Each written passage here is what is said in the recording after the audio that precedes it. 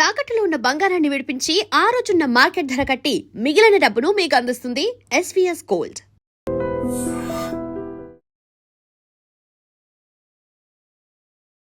Hi, hello, నమస్తే, welcome back to iDream media. చాలామందికి మాంజరో injection గురించి రకరకాల డౌట్స్ ఉంటున్నాయి. లకీలీ ఇప్పుడు ఏఐ ఉంది, గూగుల్ కూడా అవైలబుల్ ఉంది కాబట్టి వాళ్ళు ఒక సెట్ చేసి వాళ్ళకి నచ్చిన దాన్ని ఊహించుకుంటూ ఉన్నారు. బట్ ఏదైనా హెల్త్కి సంబంధించిన విషయం అయి ఉండొచ్చు, దాన్ని ఒక ప్రొఫెషనల్ అంటే డాక్టర్ని కలిసి వాళ్ళ ద్వారా తెలుసుకుని ఆ తర్వాత దాని గురించి ఒక ఐడియా అనేది మన మైండ్లో పెట్టుకోవడం చాలా బెటర్ అని చెప్పొచ్చు. సో అందుకనే మనం ఈరోజు అపోలో హాస్పిటల్స్లో ఉన్నాం. సీనియర్ ఎండోక్రైనాలజిస్ట్ అయిన రవిశంకర్ ఎరుకులపాటి సార్తో ఉన్నామన్నమాట. దీని గురించి చాలా విషయాలు సార్ అడిగి తెలుసుకుందాం. Hi doctor. నమస్తే అండి. How are you sir? I'm great అండి, థ్యాంక్ యూ.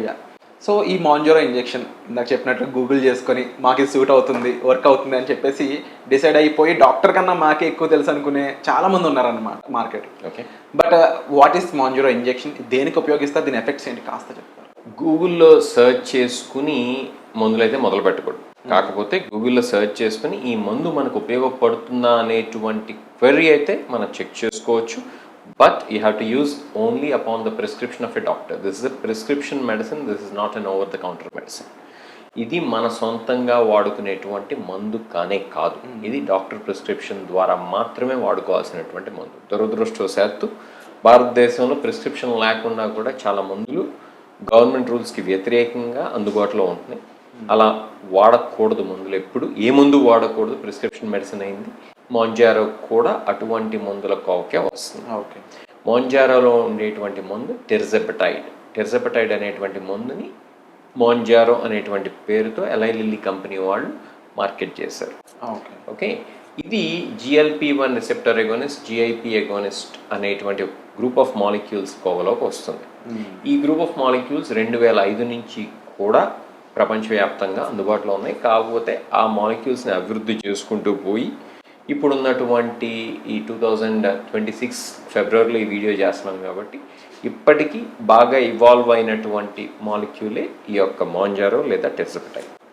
ఈ మాలిక్యూల్ని అసలు మనం ఎందుకు వాడతాం, ఎలా వాడతాం అని మనం చూసినట్లయితే ఇంజెక్షన్ రూపంలో అందుబాటులో ఉంది. సబ్క్యూటేనియస్ ఇంజెక్షన్ అనమాట. అలానే ఎందుకు వాడతాం అని మనం చూసినట్లయితే ముఖ్యంగా మనం వాడేటువంటి ఇండికేషన్ ఒబేసిటీ కోసం వాడతాం. అలానే ఒబేసిటీ లేకపోయినా కూడా షుగర్ కంట్రోల్ కోసం టైప్ 2 డయాబెటీస్లో వాడుకోవచ్చు. అలా ఇంకా చూసుకుంటూ పోయినట్లయితే కనుక మన భారతదేశంలో దీనికి ఇండికేషన్ కాదు, కానీ ప్రపంచంలో వేరే చోట అయితే అబ్స్ట్రక్టివ్ స్లీప్ యాప్నియా కూడా కొన్ని దేశాల్లో దీనికి లైసెన్స్ ఉంది. అబ్స్ట్రక్టివ్ స్లీప్ యాప్నియా అంటే ఇప్పుడు మీరు చెప్పిన ఈ మూడు కూడా కొంచెం సిమిలారిటీ ఓవర్లాప్ ఉన్నటువంటివి.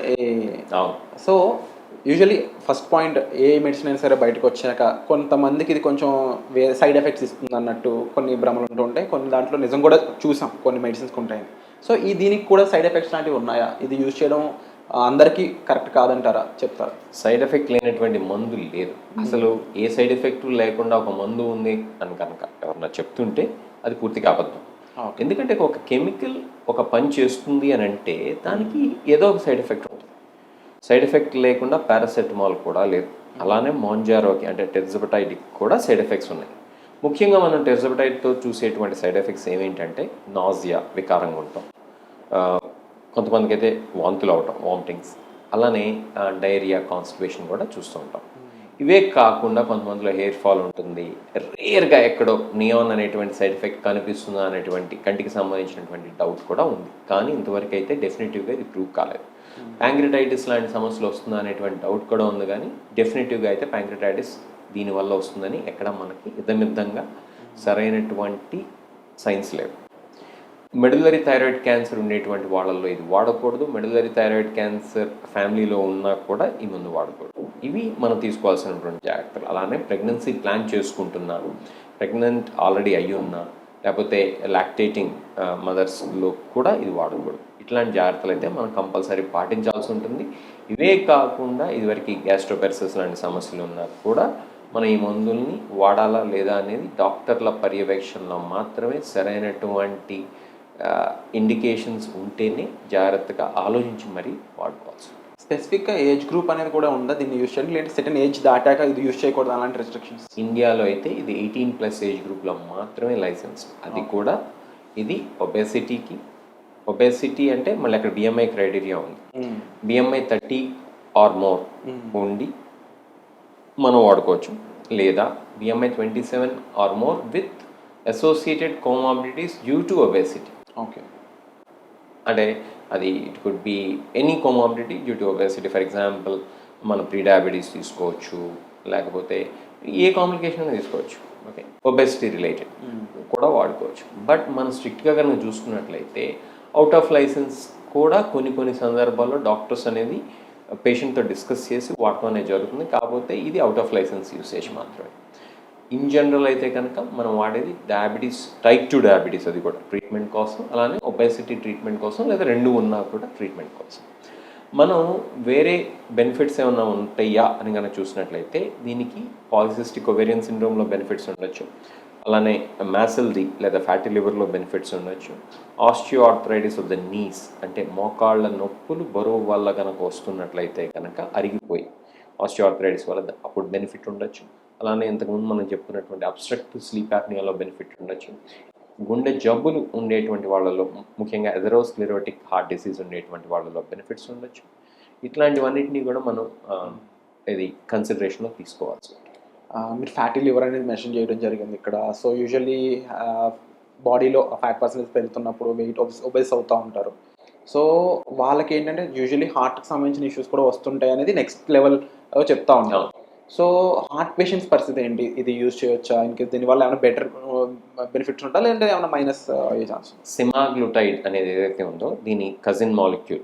ఓకే, అది స్టడీస్లో ఇది ఈ గుండె జబ్బులు, ఎథెరోస్క్లెరోటిక్ హార్ట్ డిసీజ్ ఉండేటువంటి వాళ్ళలో వాడినట్లయితే మంచిదని చెప్పి బయటపడి, అలానే CKD కిడ్నీ డిసీజ్ ఉండేటువంటి వాళ్ళల్లో కూడా బెనిఫిషియల్ ఎఫెక్ట్ ఉంటుంది టైప్ 2 డయాబెటీస్ ఉన్నటువంటి వాళ్ళలో అని చెప్పి బయటపడే. ఇది క్లాస్ ఎఫెక్ట్ కన్నా మనం కనుక పరిగణించినట్లయితే డెఫినెట్గా టెర్జపటైడ్ కూడా అలాంటి బెనిఫిట్స్ ఉండొచ్చా అనేటువంటి క్వశ్చన్ వస్తుంది. కాబట్టి మనం క్లాస్ ఎఫెక్ట్ కిందే కొంతమేరకు పరిగణించాల్సి వస్తుంది. కాబట్టి టెర్జపటైడ్ విషయంలో కూడా మనం ఈ బెనిఫిషియల్ ఎఫెక్ట్స్ ఉండొచ్చు అని భావించవచ్చు కొంతవరకైనా. మనం ఫ్యాట్ని కనుక తీసుకున్నట్లయితే ఫ్యాట్ అనేది శరీరం మొత్తం మీద ప్రభావం చూపిస్తూ ఉంటుంది.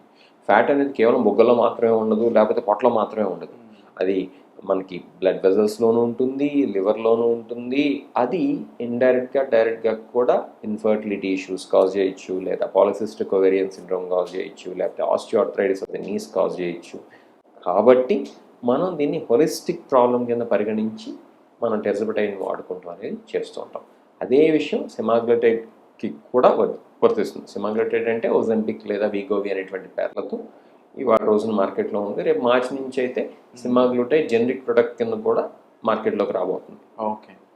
అండ్ యూజువల్లీ ప్రతి ఒక్కరు ఇన్ జనరల్గా దీన్ని తెలుసుకోవాలనుకున్న ఒక కామన్ పాయింట్ కాస్ట్. ఇవాళ రోజునైతే స్టార్టింగ్ డోస్ సుమారు 14-15 వేల నుంచి మార్కెట్లో అందుబాటులో ఉంది. ఇది నేను చెప్తుంది టెర్జపటైడ్ 2.5 mg starting dose. Okay. Dose పెరిగే కొద్దీ కాస్ట్ పెరుగుతుంది, 25,000 దాకా కూడా అవుతుంది. ఇది స్టార్టింగ్ డోస్ 2.5, తర్వాత గ్రాడ్యువల్గా మనం టాలరేట్ చేస్తుంటే కనుక 5 పెంచుతాం. అట్లానే తర్వాత ఇంకా టాలరేట్ చేస్తుంది 7.5, తర్వాత 10, తర్వాత 12.5, 15 దాకా కూడా వెళ్తాం.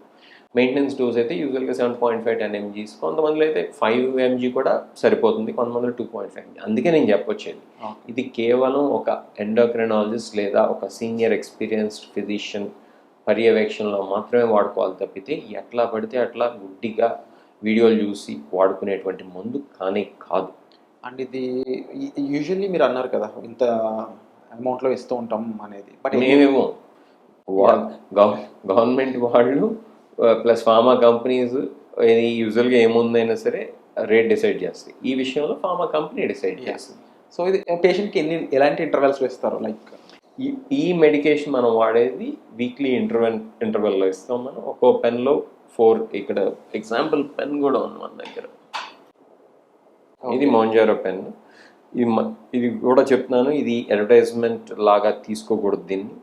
ఇది మనం మార్కెట్లో అందుబాటులో ఉంది ఒబేసిటీ ఉండే వాళ్ళకి అని చెప్తున్నాం. ఇది కేవలం డాక్టర్ల పర్యవేక్షణలో ఎవరికి అవసరమో వాళ్ళల్లో మాత్రమే వాడుకోవాలి తప్పితే ఇది ఇంటి పక్కన వాళ్ళు వాడుతున్నారు కదా అని చెప్పి, లేకపోతే ఏదో వీడియోలో ఒక డాక్టర్ గారు చెప్పారా కదా అని చెప్పి గుడ్డిగా వాడే ముందు కానే కాదు. ఓకే, ఇలా ఉంటుంది పెన్ను.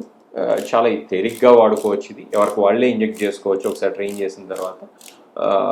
సో ఇక్కడ నీడిలో అనేది పెట్టుకుంటాం, ఇట్లా డైల్ చేస్తారు, చేసిన తర్వాత సరిపాటు ఇంజెక్ట్ చేసుకుంటారు. ఓకే. ఓకే, ఇది ఒక్కొక్క పెన్లో 4 doses వస్తాయి.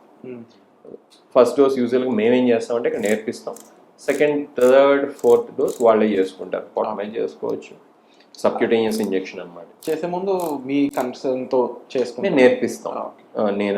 నేను కాదు, మా అసిస్టెంట్స్ ఎవరైతే ఉన్నారో లేకపోతే ఇక్కడ డయాబెటీస్ కౌన్సిలర్స్ ఎవరైతే ఉన్నారో వాళ్ళు నేర్పిస్తాం. Thank you so much doctor. Just క్వశ్చన్కి ఆన్సరే కాకుండా మాకు విజిబుల్గా అసలు ఏంటి ఆ పెన్ ఎలా ఉంటుంది అనేది కూడా మాకు చూపించినందుకు. సో విన్నారు కదండి, ఇక్కడ మేజర్ పాయింట్ మీరు అర్థం చేసుకోవాల్సింది ఏంటి అంటే ప్రొఫెషనల్స్ని మీట్ అయ్యండి. ఇప్పుడు హెల్త్లో డాక్టర్స్ అయి ఉండొచ్చు, వాళ్ళు మీట్ అయ్యి వాళ్ళు ఇచ్చే సజెషన్ ద్వారా మనకి ఏది ఒక ఇండివిజువల్కి ఉన్న ప్రాబ్లం ఇంకో ఇండివిజువల్కి ఉండకపోవచ్చు. కంపారిజన్ అనేది చాలా రాంగ్ ఉంటుంది. పక్కవాడికి ఉంది కాబట్టి వాడికి సూట్ అయ్యే ఎఫెక్ట్స్ అని మీకు అవుతాయి అనేది క్లియర్లీ బ్లైండ్ ఫోల్డ్ చేస్తాయి మిమ్మల్ని. సో అలా అవ్వకుండా జనరల్గా మీరు డెసిషన్ తీసుకోకుండా డాక్టర్స్ని విజిట్ అవ్వండి, వాళ్ళ సర్వీస్ తీసుకోండి, వాళ్ళు చెప్పిన విధంగా ఫాలో అయితే బెటర్ హెల్త్ అనేది మీ చేతుల్లో ఉంటుంది. సో ఇది ఈరోజు ఎపిసోడ్. వచ్చే ఎపిసోడ్లో మళ్ళీ కలుద్దాం. Thank you so much doctor. My pleasure. And for more videos, Please subscribe to iDream. Please subscribe to iDream. Please subscribe iDream. And please subscribe to iDream. For more videos, subscribe to iDream. please like, share and subscribe to the channel. Congratulations, iDream. Subscribe to iDream. Subscribe to iDream. So subscribe to iDream Media. iDream की iDream team अंदर की huge congratulations. Please subscribe iDream Media. Please subscribe to iDream. Subscribe iDream. Please subscribe to iDream. iDream అంటే నా కళల ఛానల్ను subscribe చేసుకున్నారు, నోరు తిరుగుతలేదు, మీరైతే గంట గుర్తు కొట్టండి. For more such videos, please subscribe to iDream. Subscribe to iDream. Please subscribe to iDream. Please subscribe iDream Media. Please do subscribe to iDream. Please subscribe to iDream Media. For best entertainment and information, please subscribe iDream. And don't forget to subscribe to iDream.